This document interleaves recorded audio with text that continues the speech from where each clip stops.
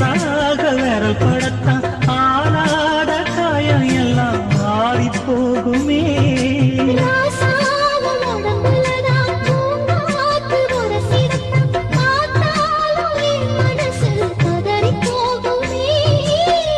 சாமியுண்டு காவலுக்கு அச்சப்பட தேவையில்லை.